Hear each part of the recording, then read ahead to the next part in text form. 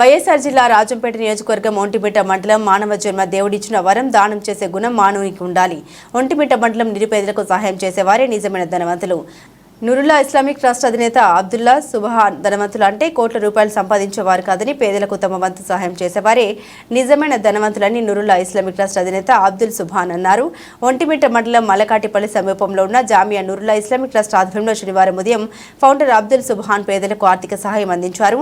అనారోగ్యంతో బాధపడుతున్న పేదలు ఇనుమాముల మోజన్లకు ప్రతి నెల 500 రూపాయల నుండి 2000 వరకు ఆర్థిక సహాయం అందిస్తూ మానవత్వం చాటుకుంటున్నారు.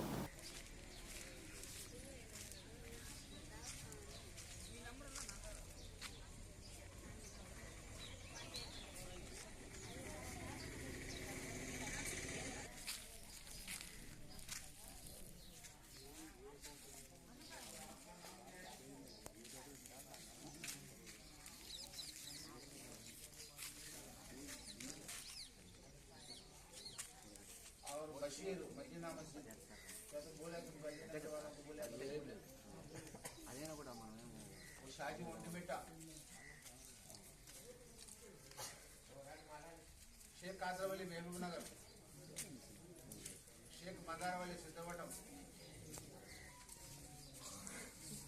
सैयद मस्तान ఒంటిమిట్ట आए देने के लिए हर तेरी रहमत हरदम खुले ఆయన పరమదాత సమస్తం జీవరాశులకు ఏ విధంగా ఏ వస్తువులు ఇవ్వాలనో అల్హమ్దులిల్లా ప్రసాదించేవాడు.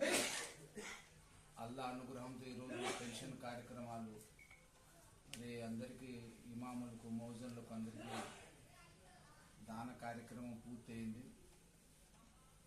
అంతిమ ప్రవక్త సల్లల్లాహు అలైహి వసల్లం గారు ఏ విధంగా సెలవిచ్చినారు, మనిషి 5 విషయాలను గురించి ఆలోచించాలి. హదీసులో మాట ఉన్నది, తీర్పు దినం నాడు మానవుడు 5 ప్రశ్నలకు సమాధానం చెప్పినంత వరకు అడుగు ముందుకు వేయలేడు. ప్రతి ఒక్కడు ఇన్ని ఆదం సంతతి వాడు. ఆదం సంతానమైన సమస్త మానవులు తీర్పు దినం నాడు ప్రళయ దినం నాడు 5 ప్రశ్నలకు సమాధానం చెప్పినంత వరకు అడుగు ముందుకు వేయలేరన్నారు. మొట్టమొదటి దేవుడు ప్రశ్నిస్తా ఉన్నాడు, నీకు నేను జీవితాన్ని ఇచ్చిన 60 ఏళ్ళు 70 ఏళ్ళు 100 సంవత్సరాల లోపల జీవితాన్ని ఇచ్చిన, నువ్వు ఏ విధంగా గడిపినావు? నా ఇష్టానుసారంగా గడిపినావా లేక నీ ఇష్టానుసారంగా గడిపినావా? రెండో మాట అంటా ఉన్నారు, నీకు నేను యవ్వనాన్ని ఇచ్చిన, యవ్వనాన్ని ఏ విధంగా వినియోగించినావు? హలాల్ పద్ధతిలోనా హరాం పద్ధతిలోనా? అంటే సరైన పద్ధతిలో గడిపినావా నీ యవ్వనాన్ని, లేక అధర్మంగా నీ యవ్వనాన్ని వినియోగించినావా? దీనికి కూడా సమాధానం ఇవ్వాలి. మూడో మాట అంటా ఉన్నారు, ధనం ఏ విధంగా సంపాదించినావు? సక్రమైన పద్ధతిలోనా లేక అక్రమైన పద్ధతిలోనా? హలాల్ తరీకాలోనా హరాం తరీకాలోనా? మరి ధనం సంపాదించినావు, మరి ధనాన్ని ఏ విధంగా ఖర్చు పెట్టినావు?